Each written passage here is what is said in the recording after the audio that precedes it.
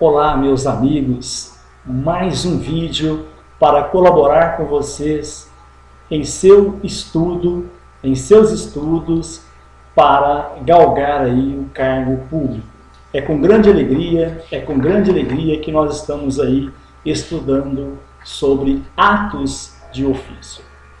Como todo encontro, todo vídeo, eu deixo aquele recadinho tradicional. Amigos, estudem bastante, confiem em vocês. A vitória está nas mãos de vocês. Confiem, Deus abençoe vocês e com certeza vocês alcançarão o objetivo de vocês, que é ocupar um cargo, de servidor público. Você é o principal ator desse processo.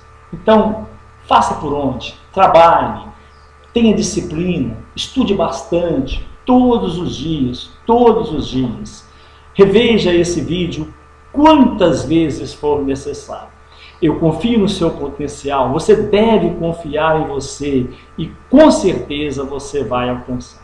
Não deixe ninguém desanimar você não. Tem aqueles que dizem assim, mas é impossível entrar no serviço público, é muito difícil, o concurso público é muito concorrido. É muito concorrido sim, mas você está preparando, você está fazendo por onde. Então dedique, estude e com certeza você alcançará o seu objetivo.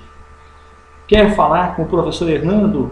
Eu estou na rede social, no Facebook, Hernando Fernandes, no Twitter, Hernando ADV, no blog www.hernandoadvogado.blogspot.com.br, por e-mail hernando.advocacia@hotmail.com. Para mim é uma alegria muito grande falar com você, caro aluno, caro concursante.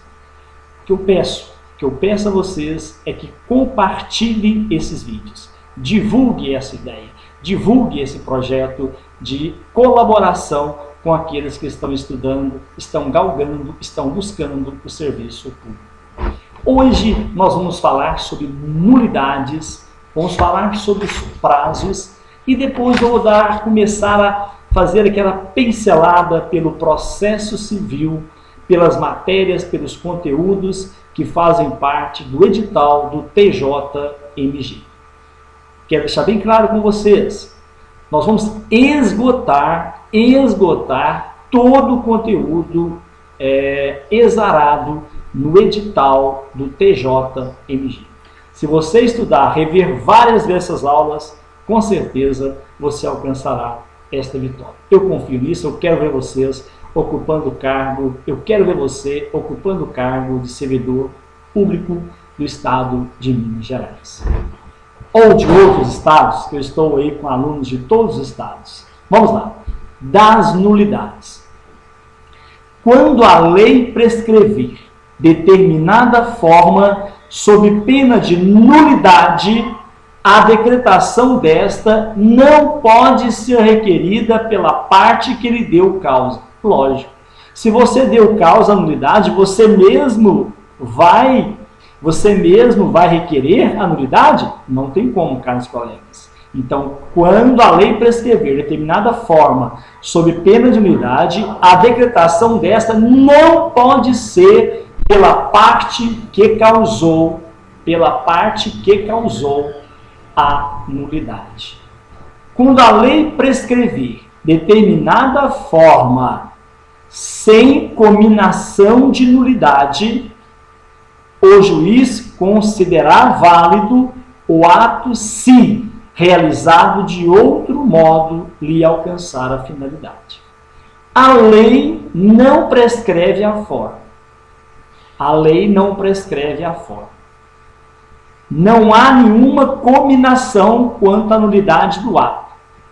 O juiz considerará válido o ato se realizado de outro modo, pois não há nenhuma forma prescrita em lei, desde que a forma desse ato alcance a finalidade buscada.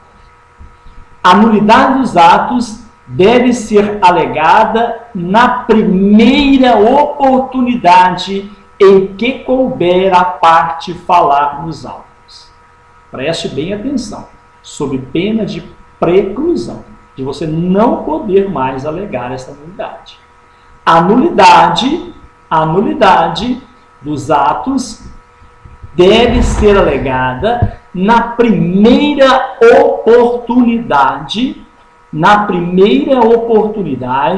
que couber a parte falar nos autos, sob pena de preclusão. Não se aplica esta disposição, não se aplica esse dispositivo às nulidades em que o juiz deva decretar de ofício, nem prevalece a preclusão, provando a parte legítimo impedimento. Então, nas nulidades absolutas, não prevalece o que eu li para vocês, o que eu passei para vocês. Vamos lá. É nulo o processo quando o Ministério Público não for intimado a acompanhar o feito em que deva intervir. Isso é o que exara o artigo 246. Preste atenção, caros colegas. É nulo o processo quando o Ministério Público deveria ter sido intimado e não foi para acompanhar o feito.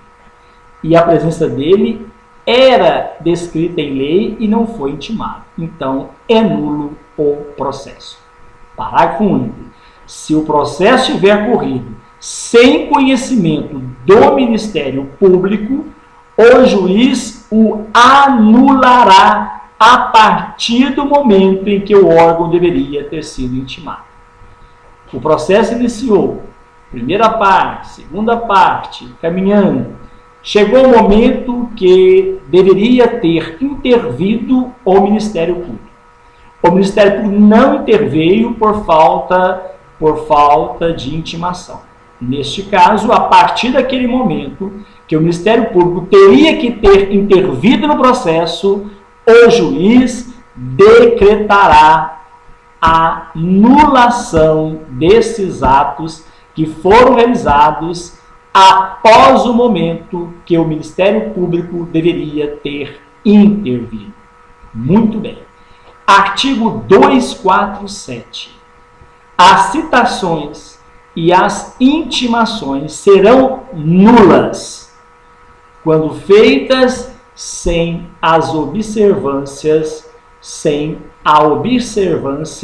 das prescrições legais.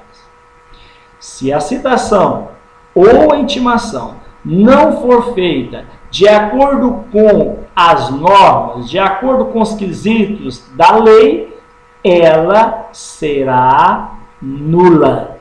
Elas serão nulas. Imagine vocês a citação que foi realizada depois do horário permitido, que é das 6 às 20 horas. Se essa citação for realizada após o horário permitido, o que vai acontecer? Será decretada nula. Será decretada nula. Muito bem. Vamos lá, continuando. Anulado o ato, reputam-se de nenhum efeito todos os subsequentes, que dele dependem. Todavia, o ato foi anulado. Tudo que depender desse ato está anulado.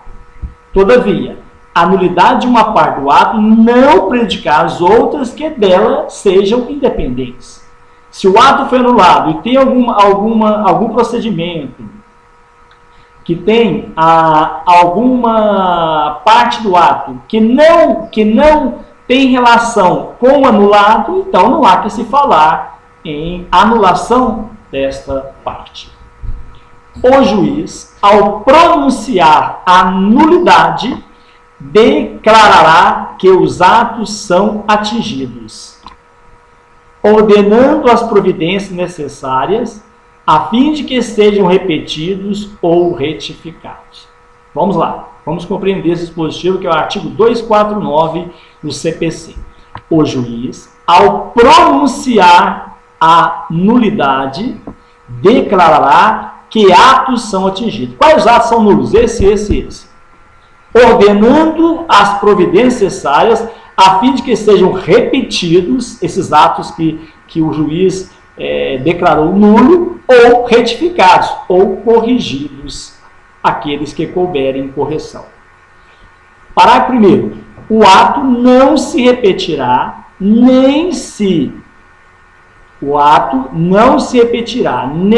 lhe suprirá a falta quando não prejudicar a parte. Se o ato não prejudica a parte, não há que se falar em repetição ou suprimento do ato. Parágrafo 2º. Quando puder decidir do mérito a favor da parte a quem aproveite a declaração da nulidade, o juiz não a pronunciará nem mandará repetir o ato ou suprir-lhe a falta. Vamos entender esses positivos, colega? Vamos lá comigo. Quando puder decidir do mérito. Quando puder decidir do mérito. Quando puder decidir do mérito, a favor da parte a quem aproveite a declaração da nulidade, o juiz não a pronunciará nem mandará repetir o ato ou suprir a falta. Olha, pois ele pode decidir do mérito a favor da parte, para que ele vai mandar repetir o ato? Não há motivo. É perda de tempo, é desgaste no processo judiciário, não há motivo para isso. Artigo 250. O erro de forma do processo acarreta unicamente a anulação dos atos que não possam ser aproveitados, devendo praticar-se os que forem necessários, a fim de se observarem, quanto possível, as prescrições legais.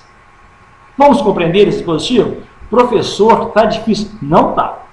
Calma, reveja, pare o seu vídeo, volte nessa parte que você teve dificuldade, que você vai compreender bem. Vamos lá comigo? Vamos lá.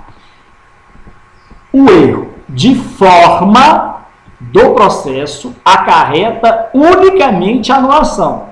E não é nulo por direito. Acarreta a sua anulação dos atos que não possam ser aproveitados. Porque se tiver ato que pode ser aproveitado, não há que se falar em anulação.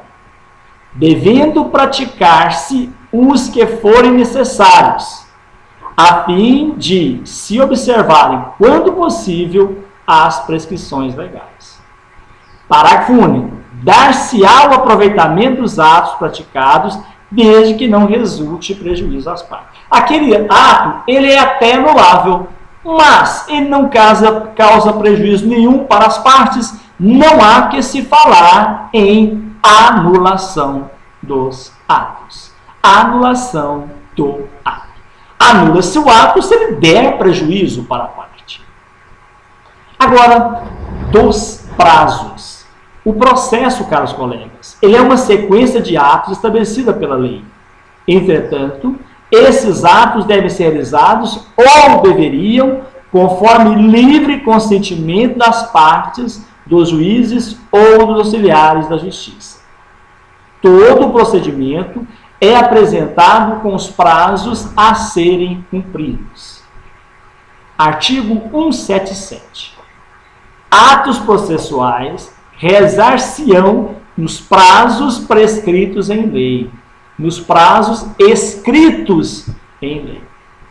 Quando esta for omisso, quando a lei não estipular o prazo, o juiz determinará os prazos, quando a lei não descrever o prazo, tendo em conta a complexidade da causa. Artigo 178. O prazo estabelecido pela lei ou pelo juiz é contínuo. É contínuo. não se interrompendo nos feriados. Então você conta, começou a contar o prazo na segunda, é 10 dias, segunda, terça, quarta, quinta, sexta, sábado, domingo, segunda, terça, quarta. Porque você não conta o primeiro dia, então vamos lá. Ele começou na terça, o que foi publicado segunda, terça, quarta, quinta, sexta, sábado, domingo, segunda, terça, quarta, quinta. Os prazos são contados continuamente. Artigo 179. A superveniência de férias suspenderá o curso do prazo. O que lhe sobejar recomeçará a correr do primeiro dia seguinte ao termo das férias. Suspende-se também o curso do prazo por obstáculo criado pela parte ou ocorrendo qualquer das hipóteses do artigo 265, 1 e 3, caso em que o prazo será restituído por igual ao que faltava para a sua complementação. Nós vamos ver depois esse dispositivo. Artigo 181. Podem as partes, de comum acordo, réu e autor, reduzir ou prorrogar o prazo dilatório. Nós já falamos sobre o prazo dilatório e o prazo peremptório. A convenção, porém, só tem eficácia se requerida antes do vencimento do prazo. Depois que venceu o prazo, não há que se falar em convenção, se fundar em motivo legítimo. Muito bem. O juiz, parágrafo 1º, fixará o dia do vencimento do prazo da prorrogação. As custas acrescidas ficarão a cargo da parte em favor de quem foi concedida a prorrogação. Artigo 182. É defeso às partes, ainda que todas estejam de acordo. O que é defeso? É proibido reduzir ou prorrogar os prazos peremptórios. O prazo dilatório pode ser convencionado, mas o prazo peremptório não pode, é proibido. O juiz poderá, nas comarcas onde for difícil o transporte, prorrogar quaisquer prazos, tanto dilatório como peremptório, mas nunca por mais de 60 dias. Parágrafo único. Em caso de calamidade pública, poderá ser excedido o limite previsto nesse artigo, que é de 60 dias, para a prorrogação de prazos. Artigo 183. Decorrido o prazo, extingue-se, independentemente da declaração judicial, o direito de praticar o ato, ficando salvo, porém, a parte provar que não realizou por justa causa. Um fato que seja realmente comprovado porque você não realizou o ato. Reputa-se justa causa evento imprevisto, alheio à vontade da parte, e que a impediu de praticar o ato por si ou por mandatário.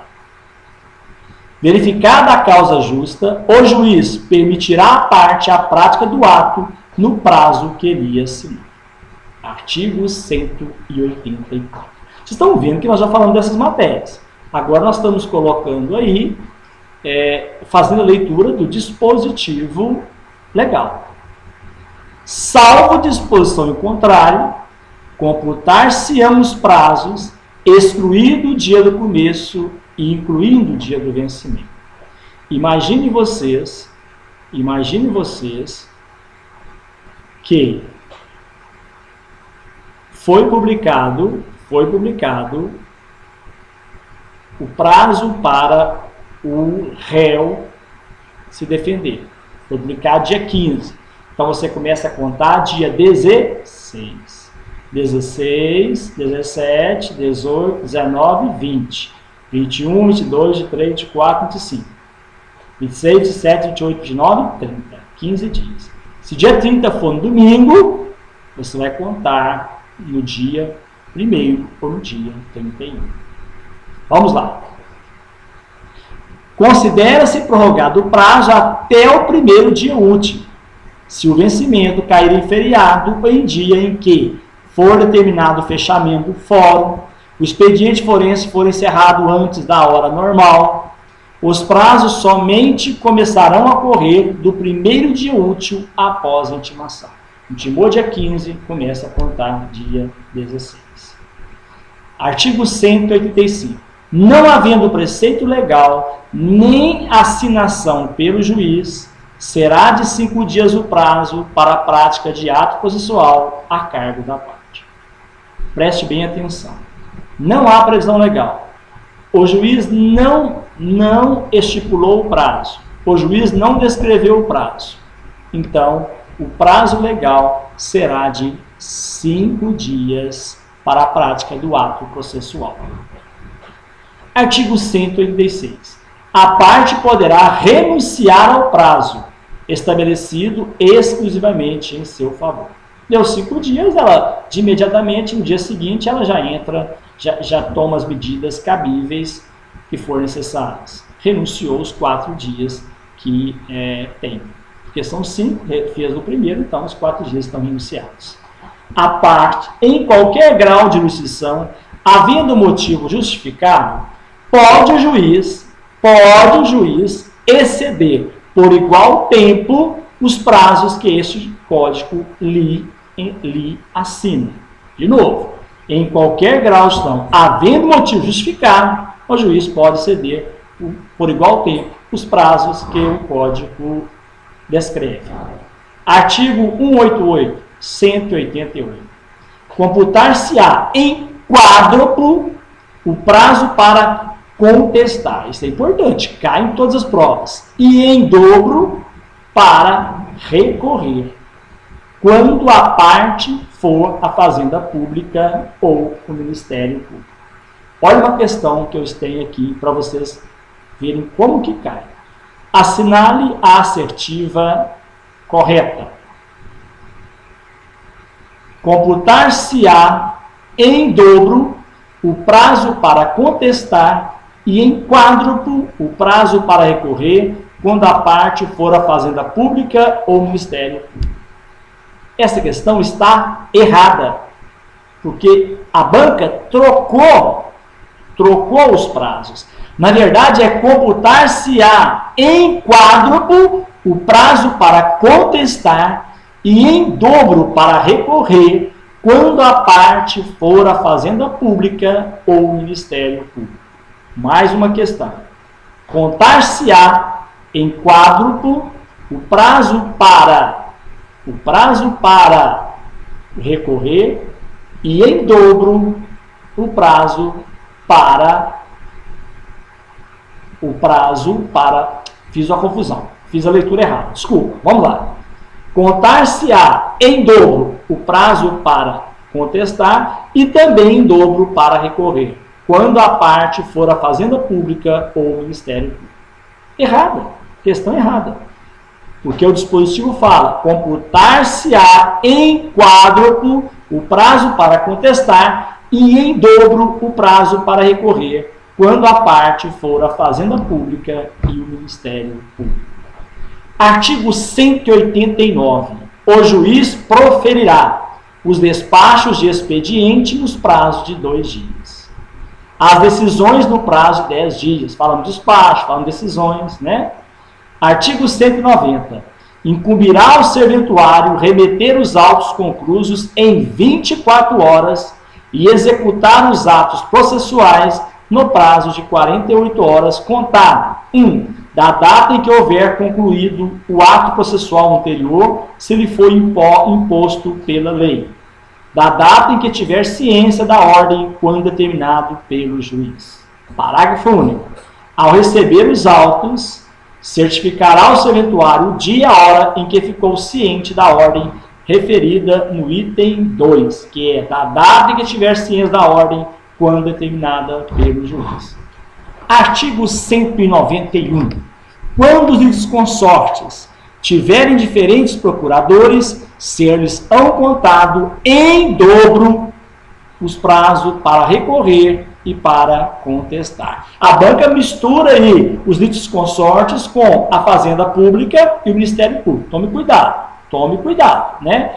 No caso dos consórcios, que são vários réus ou vários autores, os prazos serão diferentes. Presta atenção, o prazo será contado em dobro quando houver diferentes procuradores. O prazo será contado em dobro para contestar e para recorrer, para falar nos autos. Quando a lei não marcar outro prazo, as intimações somente obrigarão a comparecimento depois de decorrido 24 horas. Quando a lei não estipular prazo, as intimações somente obrigarão a comparecimento depois de decorridos 24 horas. Vamos lá. Artigo 193. Compete ao juiz verificar se o serventuário excedeu, sem motivo legítimo, os prazos que esse código estabelece. De repente, o serventuário quis ajudar um amigo dele, excedeu o prazo. Compete ao juiz verificar se esse serventuário excedeu. Apurada a falta, o juiz mandará instaurar procedimento administrativo na forma da lei de organização judiciária, regimento interno. Artigo 195. O advogado deve restituir os autos no prazo legal. Não fazendo, mandará o juiz de ofício riscar que neles houver escrito e desentranhar as alegações e documentos que apresentar. É lícito a qualquer interessado cobrar os autos ao advogado que exceder o prazo legal. Teve o prazo de 5 dias, nos 6º dia os autos não estavam no fórum ainda. Se intimado não devolver dentro de 24 horas, perderá o direito à vista fora de cartório e incorrerá em multa correspondente à metade do salário mínimo vigente na sede do juiz. Parágrafo 1 do artigo 196. Apurada a falta, o juiz comunicará o fato à seção local da Ordem de Advogados do Brasil para o procedimento disciplinar e imposição de multa. Artigo 197.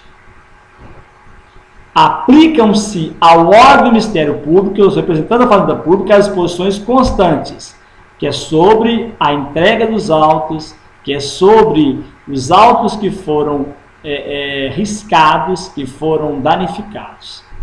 E quanto ao prazo também. Qualquer das partes ou órgão do Ministério Público poderá representar ao presidente do Tribunal de Justiça contra o juiz que excedeu os prazos previstos em lei, distribuir da representação ao órgão competente, instaurar-se-á procedimento para apuração da responsabilidade. O relator, conforme as circunstâncias, poderá avocar os autos em que ocorreu excesso de prazo, designando outro juiz para decidir a causa. Avocar é buscar os autos. Artigo 199. As disposições do artigo anterior, que fala que o relator poderá avocar os autos, as disposições anteriores aplicar-se-á aos tribunais superiores na forma que dispuser seu regimento interno. Muito bem, caros colegas. Agora, só para vocês relembrarem, os prazos de expediente são de 2 dias. As decisões, 10 dias. Prazo do servidor. Incumbirá o servidor remeter os autos concluídos no prazo de 24 horas. Executar os autos nos prazos de 48 horas. Colegas, nós fechamos aqui alguns comentários, algumas pontuações sobre todo o conteúdo, que está descrito no edital de vocês. Agora, nós vamos adentrar nas leis. Primeiro, no Código de Processo Civil, depois na Lei 6.830, que está aí no edital de vocês, que é a lei que dispõe sobre a cobrança judicial da dívida ativa da Fazenda Pública, também o Decreto 911, que fala da alienação fiduciária, o Provimento 15 de 2010, que fala sobre os provimentos, deixa eu ver o que mais, que tem no edital de vocês, que nós faremos uma passada por todo ele. É isso. Então agora eu peço a você uma dedicação ao dobro agora, né? Porque o que nós vamos fazer agora é um estudo da lei. É um estudo literal dos dispositivos que irão cair, que irão ser cobrados nas provas de vocês. Eu tentarei conjugar algumas questões para ficar menos cansativo para vocês. Bem? Vamos lá. Olha, o artigo 2º do CPC diz o seguinte: nenhum juiz prestará tutela jurisdicional, senão quando a parte ou interessado a requerer nos casos e formas legais. Então, quer dizer que o juiz só prestará tutela jurisdicional através da provocação. Isso mesmo, nós já falamos e é isso que quer falar esse dispositivo. Agora gostaria, quando a gente fala em jurisdição, nós já comentamos, né? Mas é importante que nós façamos algumas pontuações sobre o princípio. Vamos falar sobre o princípio da investidura, que são princípios da jurisdição. Princípio da investidura, princípio da improrrogabilidade, princípio da indelegabilidade, princípio da inevitabilidade, que fazem parte dos princípios da jurisdição. Princípio da investidura. Por este princípio, é garantido que o exercício da função jurisdicional é uma prerrogativa concedida a uma determinada pessoa ou determinadas pessoas, que são investidas funções inerentes à atividade judiciária, com competência e atribuições previamente estabelecidas em lei. Previamente estabelecidas em lei. Princípio da improrrogabilidade. No exercício da função jurisdicional, cada órgão está investido de poderes que se encontram devidamente limitados por disposições relativas à sua competência, seja de acordo com a matéria a ser julgada, a pessoa a ser julgada, o território. Princípio da indelegabilidade, que não pode ser delegado. A competência para julgamento de cada órgão do Poder Judiciário já está devidamente prevista no ordenamento jurídico. Assim, não cabe ao juiz delegar as competências que lhe foram atribuídas no que se refere à atividade jurisdicional. Princípio da inevitabilidade. A atividade judiciária, como função inerente ao poder estatal, tem o condão de submeter qualquer pessoa, não havendo a possibilidade de uma pessoa, por vontade própria, deixar de cumprir qualquer da ordem emanada do Poder Judiciário, sendo inevitável que haja interferência legítima na esfera individual. Colegas, com isso, nós vamos aí entrar no estudo dos dispositivos legais. Antes, fazerem um lembrete com vocês. A jurisdição voluntária, que não há litígio. Contenciosa, que há litígio. Artigo 3º. Para propor ou contestar a ação, é necessário ter interesse e legitimidade. Artigo 4º. O interesse do autor pode limitar-se à declaração da existência ou inexistência de relação jurídica, da autenticidade ou falsidade do documento. Parágrafo único. É admissível a ação declaratória, ainda que tenha ocorrido a violação do direito. Artigo 5º. Se no curso do processo se tornar litigiosa a relação jurídica de cuja existência ou inexistência depender o julgamento da lide, qualquer das partes poderá requerer que o juiz declare por sentença. Artigo 6º. Ninguém poderá pleitear em nome próprio direito alheio, salvo quando autorizado por lei. Caros colegas, nós encerramos este vídeo e no próximo vídeo continuaremos iniciando o artigo 7 do CPC. Deus abençoe a todos vocês. Espero que essas aulas possam contribuir para o estudo de vocês. Mesmo que seja de forma simples, mas colabore, mas que complete, que colabore com os estudos de vocês. Reveja quantas vezes for necessário. Compartilhe os nossos vídeos. Um grande abraço e que Deus abençoe vocês.